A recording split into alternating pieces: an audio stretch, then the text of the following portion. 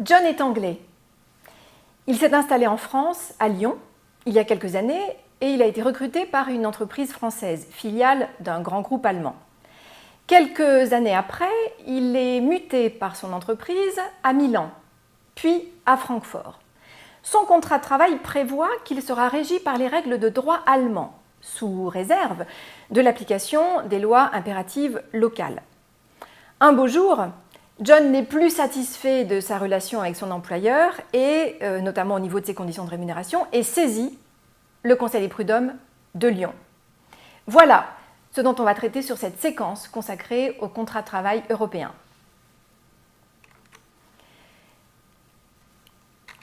Bonjour à toutes et à tous, je me présente, je suis Anne Lenouvelle, professeure en droit du travail au CNAM à Paris, et je vais avoir le plaisir de vous présenter donc cette séquence. Alors, au risque de vous décevoir, mais pas trop quand même j'espère, une petite précision de vocabulaire. Le contrat de travail européen n'existe pas en tant que tel. On voudrait bien, mais il n'existe pas. Ce qui existe, par contre, c'est une forme de contractualisation des relations de travail au sein de l'Union européenne. C'est ce dont on va parler à l'occasion de cette séquence. Voilà donc le programme que je vous propose pour cette séquence. Tout d'abord, nous allons évoquer le principe de liberté de circulation au sein de l'Union pour les ressortissants européens.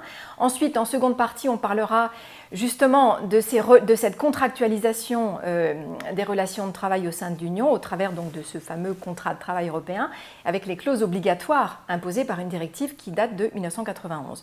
Ensuite, en troisième point, on parlera de la loi applicable à ce fameux contrat de travail dans l'Union et enfin, en dernière partie, du juge compétent lors des litiges qui peuvent survenir par rapport à ces contrats donc de droit européen. Je commence tout de suite avec le principe de liberté de circulation pour les ressortissants de l'Union européenne. Vous le savez, ce principe de liberté de circulation est un principe fondamental qui est établi par l'article 45 du traité sur le fonctionnement de l'Union européenne, qui a été développé, bien sûr, par le droit dérivé et la jurisprudence de la Cour de justice de l'Union européenne.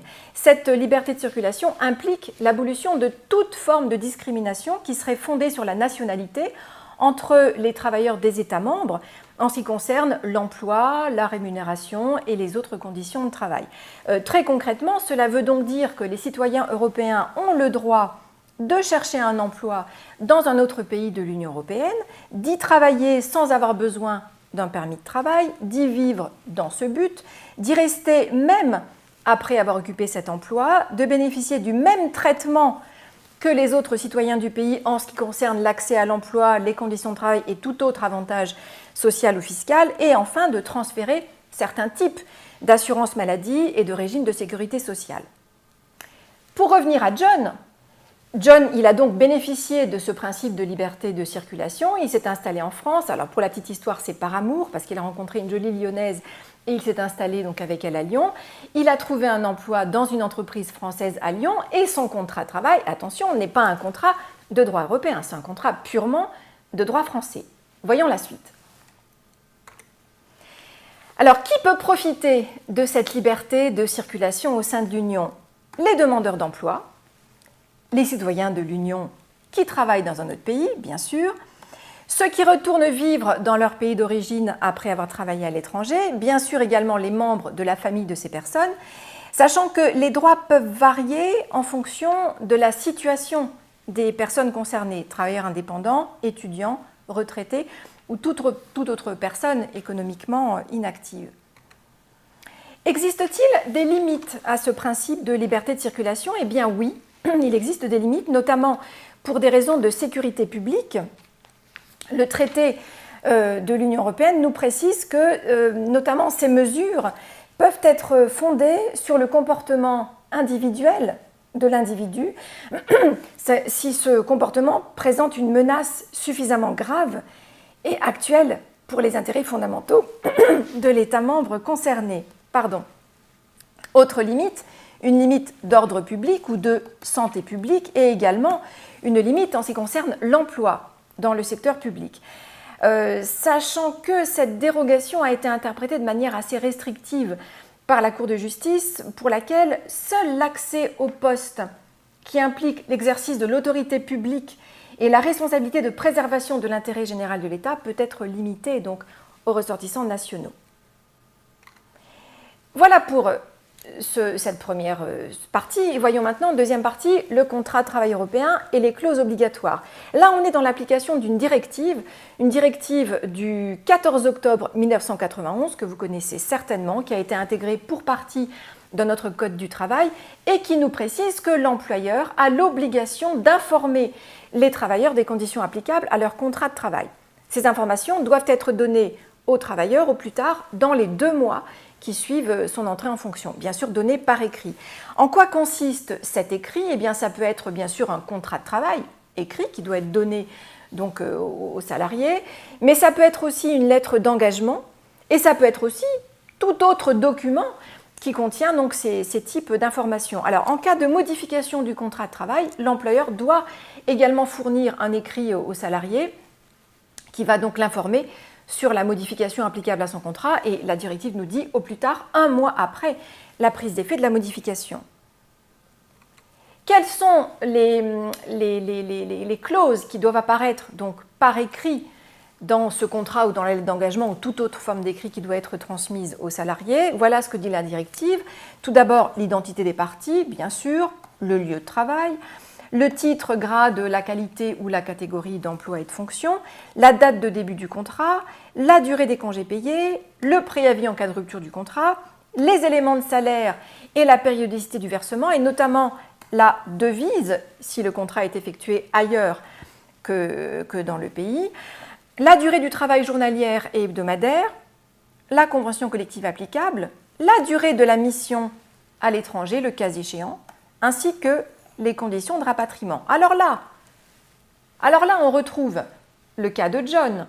John, donc, a été recruté dans une filiale, enfin dans une entreprise française, filiale d'un groupe allemand, d'accord, pour la petite histoire, et John est muté par cette entreprise française, tout d'abord à Milan, ensuite à Francfort. Il est bien évident qu'à l'occasion de cette mutation, l'employeur a dû lui fournir un écrit, lui précisant donc notamment ces conditions et précisément la durée de la mission à Milan et ensuite à Francfort, les conditions de rémunération et notamment sous quelle forme, alors là en l'occurrence on est en euros donc ça ne pose pas trop de soucis au niveau de la devise, mais notamment le contrat a dû le renseigner sur les conditions de rapatriement le cas échéant. Troisième partie, voyons maintenant la loi applicable au contrat européen. Alors là on a un règlement européen dit le règlement Rome 1, qui date du 17 juin 2008 et qui s'applique aux obligations contractuelles qui se déroulent dans des situations qui impliquent un conflit de loi. Alors qu'est-ce que ça veut dire? Ça veut dire qu'en réalité, les juges de l'Union européenne doivent appliquer les conditions prévues par ce règlement dès lors qu'ils doivent se prononcer sur un contrat de travail qui présente des éléments d'extranéité, c'est-à-dire un contrat de travail qui est exécuté à l'étranger ou alors dans lequel les parties peuvent être étrangères, par exemple. Ce contrat étant susceptible d'être régi par des lois différentes. Revenons à notre John. Rappelez-vous, je vous disais que à l'occasion de sa mutation à Milan puis à Francfort, son contrat de travail précisé ou a précisé qu'il serait régi par les règles de droit allemand sous réserve de l'application des lois impératives locales. Continuons sur ces histoires de lois applicables au contrat. Alors tout d'abord, voilà ce que dit le règlement Rome 1. Il nous dit que le contrat individuel de travail, dès lors qu'il y a ces éléments d'extranéité, est régi par la loi choisie par les employeurs et les salariés. Autrement dit, pour John, le contrat de travail est donc régi par les règles de droit allemand. On peut parfaitement le faire. Le choix de la loi est international.